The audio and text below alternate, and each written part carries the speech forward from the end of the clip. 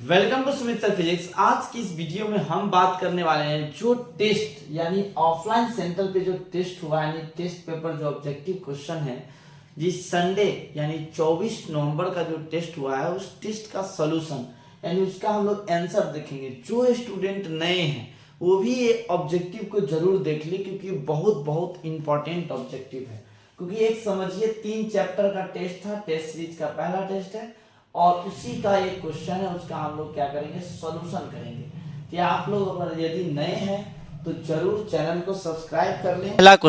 पहला क्वेश्चन आखिर में है क्या, इस चीज को आप लोग क्वेश्चन को पढ़िए। सबसे पहले करा if a conductor is placed an electric field, एक कंडक्टर को इलेक्ट्रिक फील्ड में डाल दिया जा रहा है। बताना है कि द इलेक्ट्रिक फील्ड, जो इलेक्ट्रिक फील्ड के बारे में बताना है कि इलेक्ट्रिक फील्ड जो है इनसाइड द कंडक्टर क्या होगा, कि अंदर में कंडक्टर के अंदर में इलेक्ट्रिक फील्ड क्या होंगे, इसके बारे में हमको बताना है। चलिए ठीक है, यानी कौन सा ऑप्शन इसका सही हो जाएगा, तो इसका ऑप्शन हो जाएगा आपका जीरो, बिकम्स जीरो। जैसे ही कंडक्टर के अंदर में रखिएगा तो जीरो हो जाएगा। ठीक है, अब आखिर दूसरा क्वेश्चन देखिए कि क्या है। दूसरा क्वेश्चन को देखिए, इस क्वेश्चन को थोड़ा सा आराम से पढ़ना है। ठीक है, इसमें क्या है ना, कह रहा है कि electric field intensity at a distance r on the axis of a electric dipole is E1, यानी समझिए कि एक्सिस पे इलेक्ट्रिक फील्ड इतना है डाइपोल के कारण और E2 जो है परपेंडिकुलर बाइसेक्टर पे है, यानी E1 हो गया एक्सियल पोजीशन। तो हम लोग जानते हैं कि एक्सियल पे क्या होता है, कितना होता है 2 kp/r3 इस तरह से, और इक्वेटोरियल पे क्या होता है तो हम लोग जानते हैं कितना होता है kp/r3 इस तरह से। यानी इसका रेशियो E1/E2 का रेशियो क्या होगा, तो समझ रहे हैं कि क्या हो जाएगा। पहला वर्ड तो 2 होगा, ये तो 1:1 कभी नहीं होगा, ये भी नहीं होगा। तो ऊपर में क्या है 2 है, ये कट जाएगा तो क्या आ जाएगा 2:1, यानी 2:1 हो जाएगा। और एंगल पूछ रहा है तो एंगल कितना डिग्री होगा 90 डिग्री, क्योंकि जैसे एक्सियल पे देखते हैं तो डाइपोल का उल्टा आता है और इक्वेटोरियल पर देखते हैं हम लोग तो ये उसी के डाइपोल के डायरेक्शन में आता है। तो हम लोग उस तरह से एंगल दोनों के बीच में कितना होता है 180 डिग्री। ये ऑलरेडी ये सब लाइव में कर चुके हैं, इसलिए डायरेक्ट हम लोग आंसर में टिक करेंगे। ठीक है, चलिए देखिए नेक्स्ट क्वेश्चन को देखिए।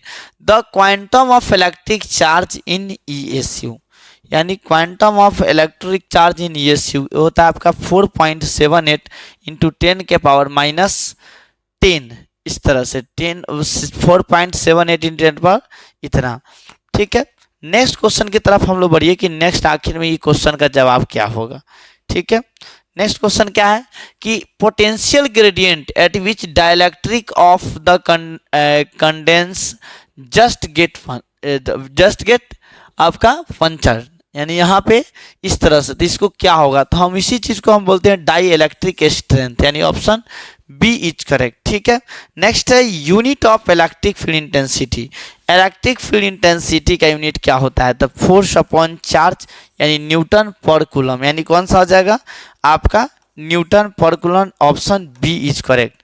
ठीक है, चलिए नेक्स्ट क्वेश्चन को देखिए। नेक्स्ट क्वेश्चन आखिर में है क्या और इसका आंसर क्या होगा। ठीक है, कह रहा है कि dimension formula of electric field intensity, electric field intensity का डायमेंशन फार्मूला हमको बताना है।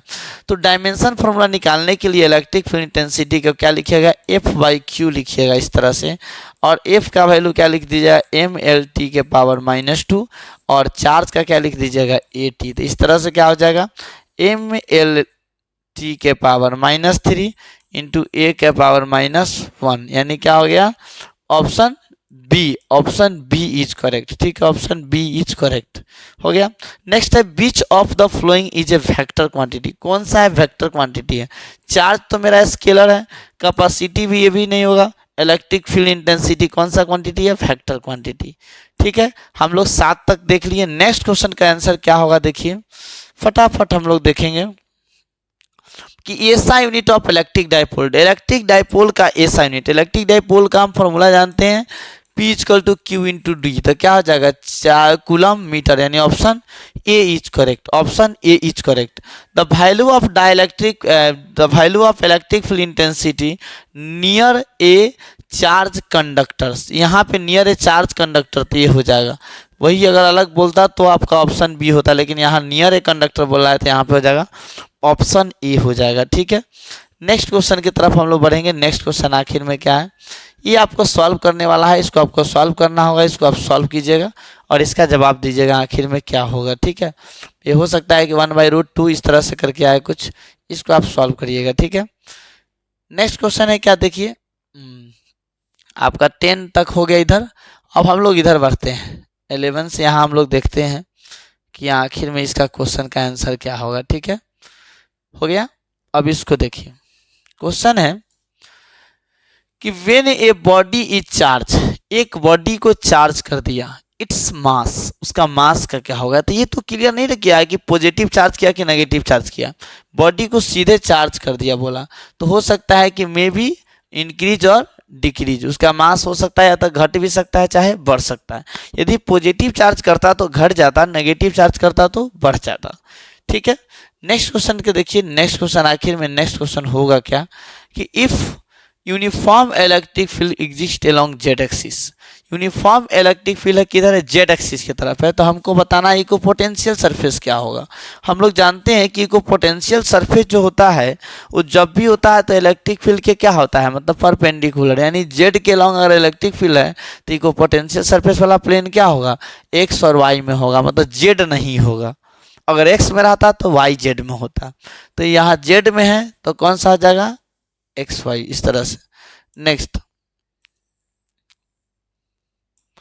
कह रहा है कि 8 drop each of radius r and charge q are emerge कर दिया, उसको मर्ज कर दिया, form a big drop, the potential energy of big drop as compare to a small drop. Big drop का क्या होगा स्मॉल ड्रॉप के compare में। ठीक है, इस तरह से आपको बताना है कि आखिर में आंसर इसका क्या होगा। 8 ड्रॉप है, प्रत्येक का रेडियस दिया हुआ है और प्रत्येक पे 4 दिया हुआ है और इसको बोल रहा है बिग ड्रॉप का क्या होगा।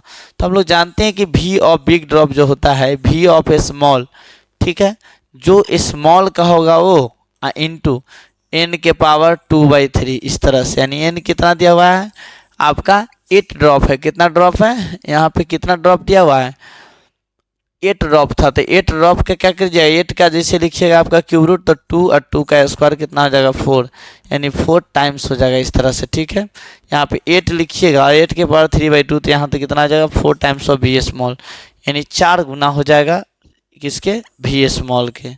ठीक है, इस तरह से हम लोग लिख देंगे।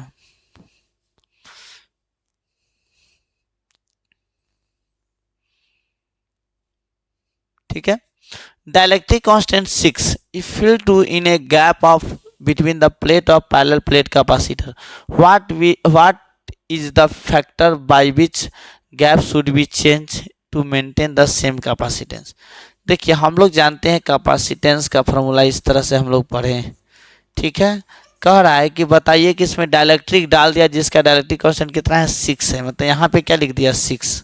कह रहा है क्या फैक्टर होना चाहिए डी का, जो पहले जो वैल्यू था कैपेसिटेंस का आप सलाना T/D उतना ही आना चाहिए, तो ये फिक्स है कि उसके बीच का जो गैप है उसको भी कितना करना होगा 6 टाइम बढ़ाना पड़ेगा तभी उतना आएगा, तो क्या हो जाएगा 6 टाइम इंक्रीज करना होगा। Option A is correct. Next question की तरफ बढ़िए। If distance between two charge particle we increase the potential energy, दो चार्ज पार्टिकल के बीच का डिस्टेंस को बढ़ा दिया तो पोटेंशियल एनर्जी क्या होगा। तो ये तो क्लियर नहीं ना किया कि कौन सा चार्ज है, पॉजिटिव है कि नेगेटिव है, तो मे बी इंक्रीज और मे बी डिक्रीज, क्योंकि अगर प्लस प्लस माइनस प्लस के बीच में करता तो पोटेंशियल एनर्जी बढ़ जाता, प्लस प्लस के बीच के करता तो घट जाता, तो ये तो क्लियर नहीं किया। नेक्स्ट क्वेश्चन, नेक्स्ट क्वेश्चन है कि इलेक्ट्रिक पोटेंशियल बताना है सरफेस पे ऑन ए न्यूक्लियस जिसका एटॉमिक मास नंबर दिया, रेडियस दिया 10 के पावर -15, 9 × 10 के पावर -15 दिया हुआ। तो आपको कुछ नहीं करना है, v = लगा देना है क्या KQ/R और Q को लिख देना है क्या Z × E, और जैसे ही आप रखिएगा Z का वैल्यू आपको K का वैल्यू पता है, Q का वैल्यू पता है, आप वहाँ पे रखिएगा तो आपका आ जाएगा 8 × 10 के पावर इस तरह से 8 इंटू 10 के पावर 6 यानी ऑप्शन सी आ जाएगा। 8 इंटू 10 के पावर 6 वोल्ट, ऑप्शन सी हो जाएगा। Work done by electric field on A charge taken from one point two another point on equipotential surface. Equipotential surface पे कोई चार्ज मूव करता है तो उस पर कोई वर्क नहीं होता है, यानी जीरो हो जाएगा। कौन सा ऑप्शन हो जाएगा? जीरो हो जाएगा। यानी 17 तक हम लोग देख लिए। नेक्स्ट क्वेश्चन है, नेक्स्ट क्वेश्चन को देखिए क्या कर रहा है कि if a conductor is placed in electric field the electric field inside, तो ऑलरेडी ऊपर भी कर चुके हैं, क्या होता है? Zero. There are several capacitor available for the getting a maximum capacitance, this should be connected in. देखिए कैपेसिटर का इक्विवेलेंट मैक्सिमम कब आता है? जब उसको हम पैरेलल में जोड़ते हैं। कब जोड़ते हैं? पैरेलल में, यानी option B is correct, option B is correct. Next, the value of dielectric constant of a substance except air के छोड़ के, तो ग्रेटर देन क्या होगा? 1। ग्रेटर देन क्या हो जाएगा? 1। ग्रेटर देन क्या हो जाएगा? 1। नेक्स्ट क्वेश्चन की तरफ अब बढ़ते हैं हम लोग। 21 नंबर क्वेश्चन देखते हैं। कह रहा है कि the electric potential due to a small electric dipole at a large distance r from the center of dipole is proportional to। हम लोग जानते हैं कि डाइपोल के टर्म में जो पोटेंशियल होता है kp बाई आर स्क्वायर होता है। नीचे क्या हो जाएगा? r के पावर स्क्वायर, यानी r के पावर 2, यानी ऑप्शन सी इज करेक्ट। ये fuse wire is made of, किस मटेरियल का फ्यूज वायर बना रहता है? तो मेरा बना रहता है लीड और टीन, यानी एलवाई। इस तरह से option C is correct. Next, कह रहा है 3 resistor each of resistance r connected combined to various way which of the following can not be obtain. ये तो मेरा मिलेगा क्योंकि जब 3 को रेसिस्टर को आप जोड़िएगा सीरीज में तो इक्विवेलेंट इतना आ सकता है, तो ये तो होगा नहीं। पैरेलल में जोड़िएगा तो ये होगा, ये भी नहीं हो सकता है। अब ये देखिए, अगर 2 को पैरेलल में आप जोड़ रहे हैं और 1 को सीरीज में जोड़ रहे हैं, पैरेलल में जोड़िएगा तो क्या हो जाएगा? r/2 और प्लस क्या? r, यानी क्या? 3/, यहाँ से जैसे ही ऐड कीजिएगा तो 3r/ क्या होगा? 2 होगा। तो ये आपका हो गया। ठीक है, इस तरह से, यानी देख रहे हैं कि ये आपका दोनों पैरेलल में था, r/2 और सीरीज में डायरेक्ट जुट गया इस तरह से। तो अब देखिए अब क्या हो सकता है, अभी और चेक करेंगे हम लोग। ठीक है, यदि 2 को सीरीज में जोड़ दें, सीरीज में जोड़ दें और 1 को पैरेलल में जोड़ दें, सीरीज में जैसे ही जोड़िएगा तो 2r हो जाएगा, 2r। यहाँ पे दोनों आपस में क्या है? पैरेलल है, तो क्या हो जाएगा आपका? इस तरह से 2 को सीरीज में जोड़िए, 1 को पैरेलल में जोड़िए। ठीक है, तब देखिए कि क्या होगा। ठीक है, कि पहले 2 को सीरीज में जोड़ लीजिए, अब देखिए 1 को पैरेलल में हम जोड़ रहे हैं तो क्या हो जाएगा? दोनों को सीरीज में जोड़िएगा तो 2r हो गया। अब दोनों पैरेलल में हैं तो इस तरह से पहले आर इक्वल शॉर्टकट निकालते हैं। ठीक है, ये दोनों सीरीज में हो गया तो कितना हो गया? 2r, और नीचे में कितना है? r, और divided by 2r plus r, यानी दोनों का प्रोडक्ट बाई दोनों का सम, तो क्या हो जाएगा आपका? 2r बाई इस तरह से 3, यानी क्या हो जाएगा? ऑप्शन ये भी हो सकता है, तो कौन सा ये? तो दोनों होगा नहीं, ऑप्शन बी इज करेक्ट। ठीक है, 23 का कौन सा हो जाएगा? बी हो जाएगा। 10 ohm wire is stretch to its length becomes 3 times the original length, the resistance क्या होगा? तो हम लोग जानते हैं कि यदि किसी वायर को आप स्ट्रेच करके यानी लंबड़ा के यदि उसको बढ़ाते हैं, आप पूछ देंगे कि नया रेसिस्टेंस क्या हो जाएगा? तो लेंथ के स्क्वायर के प्रोपोर्शनल हो जाएगा। तो स्क्वायर कितना गुना कर दिया है? इसको लंबड़ा के कितना गुना किया? 3 times, तो इसके स्क्वायर की जाए तो कितना हो जाएगा?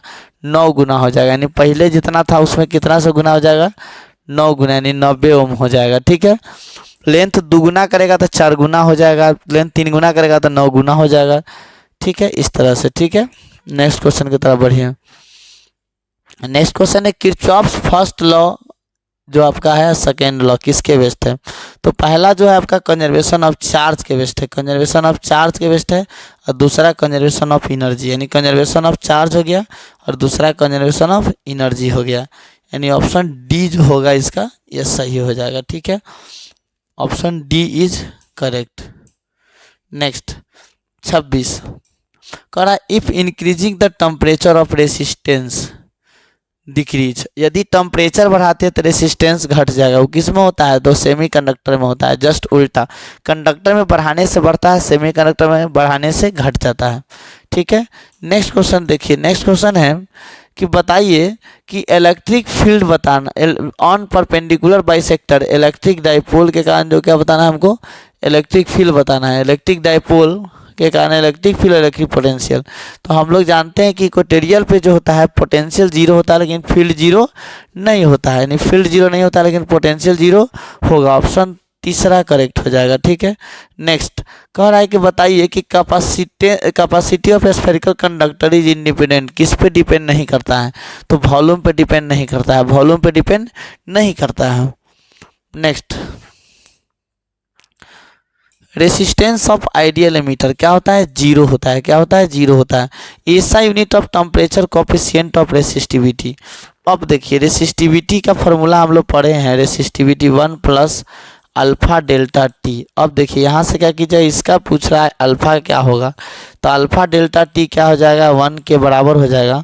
यानी अल्फा का क्या हो जाएगा, टेम्परेचर यानी केल्विन इनवर्स, यानी ऑप्शन बी इज करेक्ट।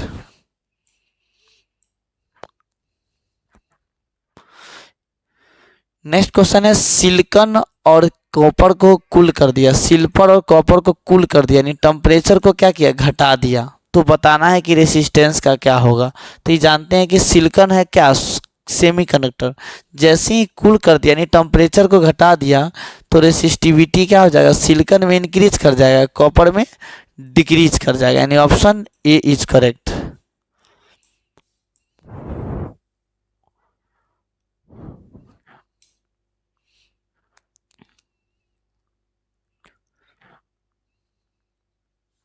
ठीक है। अब यहाँ से देखिए, हम लोग यहाँ से देखते हैं 32 नंबर से 30 तक, 31 तक देख लिए, और 32 नंबर से देखिए क्या है कि E is the electric field और T is the relaxation time of a conduction, the drift velocity का फॉर्मूला क्या होगा, तो बड़का E इंटू छोटका E T बाई M, यानी पहला ऑप्शन हो जाएगा। बोला electric field E and drift velocity VD, mobility का क्या होगा, तो VD by E, option B is correct, option B is correct. ठीक है। नेक्स्ट क्वेश्चन को देखिए, कह रहा है क्या कि पॉइंट रूल जो है वो किसके बेस्ट काम करता है, पॉइंट यानी जंक्शन, जंक्शन मतलब चार्ज, किसके बेस्ट होता है, कंजर्वेशन ऑफ चार्ज। देखिए कह रहा है एक सॉफ्ट बबल को क्या कर दिया, नेगेटिव चार्ज दे दिया, तो उसके रेडियस क्या हो जाएगा, तो इंक्रीज कर जाएगा, ऑप्शन ए इज करेक्ट। तो हम लोग क्या किए, इस तरह से A to Z जो इस संडे को आज जो टेस्ट हुआ है उसका हम लोग सोल्यूशन देखे, आप लोग इसको जरूर देख लीजिएगा। ठीक है, ऑलरेडी सब लाइव कर चुके थे, नेक्स्ट संडे को होगा सब्जेक्टिव टेस्ट।